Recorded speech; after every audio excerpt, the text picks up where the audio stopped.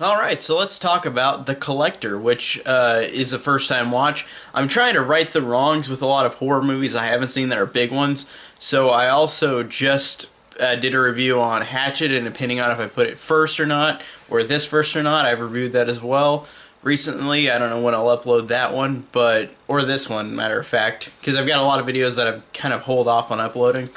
But The Collector I watched last night, and I watched Hatchet as well last night. So The Collector, starting out, I didn't think this would be as low budget as it was. Like, it works effectively. Like, it is very effectively well done for its low budget. But I just thought it was like a big Hollywood movie that was released, and like I thought it would have looked not better. Like, I'm not trying to say it's a detriment to the movie. I think the movie looks good, but it doesn't have that polished look of like a Hollywood horror movie. I thought this was gonna be that with the poster, with how it looks. It looks very like it would be a movie that had like a big budget, and this one doesn't have a big budget, but it works very effectively because they really know how to work the budget in this movie. They do a great job at making this movie very effective with what they've got. So I'm not saying that it looks bad or is a low budget in a bad way. I'm just saying I thought it would look more like a Hollywood type of movie, but I appreciate that it didn't too. I really like that a lot because the opening credits are just like basic font for The Collector, and it felt like it was low budget, but not in a bad way, if that makes sense. If you are understanding what I'm saying. Now, The Collector is the basic plot is this guy, like the girl he likes, or the girl he's with, she has to get money from these loan sharks. So he goes and robs this house, and then he goes into the situation not knowing what's happening, and then he goes to rob this house, and then there is a guy named the Collector who is setting up saw-like traps, killing the family. So this guy gets thrown into this situation where there are crazy-ass traps everywhere, and I think that it came after Saw, and I can tell it is a response to Saw because this came out in 2009, right when the Saw movies were really big. Because after 2004, we had the first Saw, and then every year up to 2010, and then Jigsaw 2017, we had a Saw movie for 7 years in a row for the first seven. So this one came out at a time where Saw became big and was really, really gigantic. And this one, it's funny because it feels like a Saw movie in some ways, even though it's not. It just got the traps like that feel like it. But I love the fact that this is different.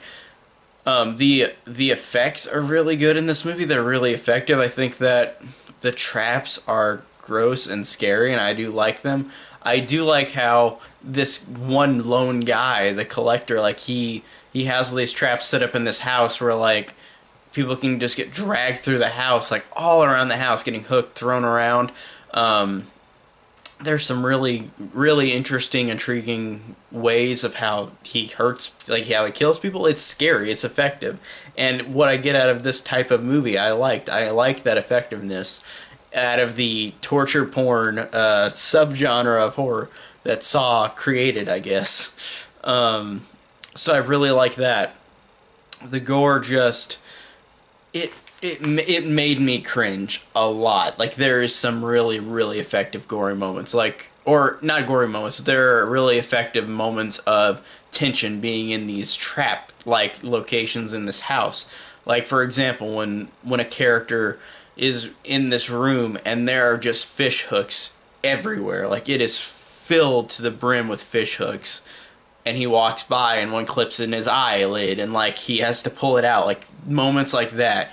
And then the ending where like a character is trapped, tied up, and their back is hooked in by hooks and just can't escape unless he has to rip out his back.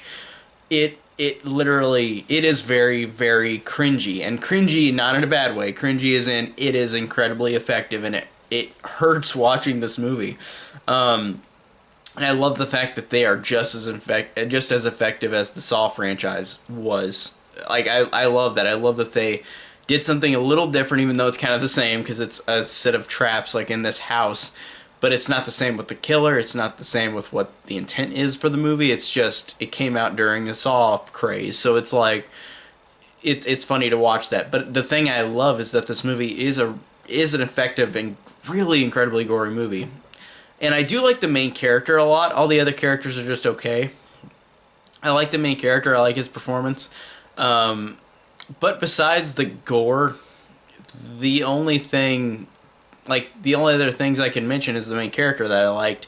But everything else is just kind of boring. Like, this movie is a little boring to me. Like, I never really felt like, I don't know, like they just had.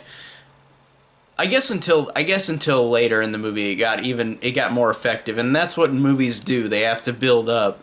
But I felt like this one didn't like build up in a way where I was getting excited towards the end. Like, I just felt like this is totally average and fine, with a fine main character, with great gore and effects and great sadistic traps. Like, they are scary.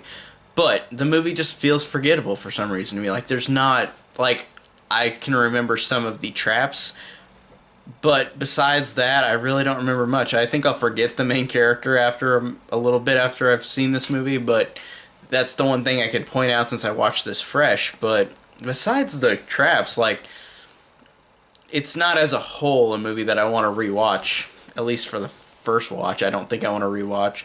But I enjoyed it. I liked it. A lot of people love this movie, and I can see why, but I also just don't feel the same way, because I just think it's kind of forgettable in some ways, besides some cool ass traps and gore.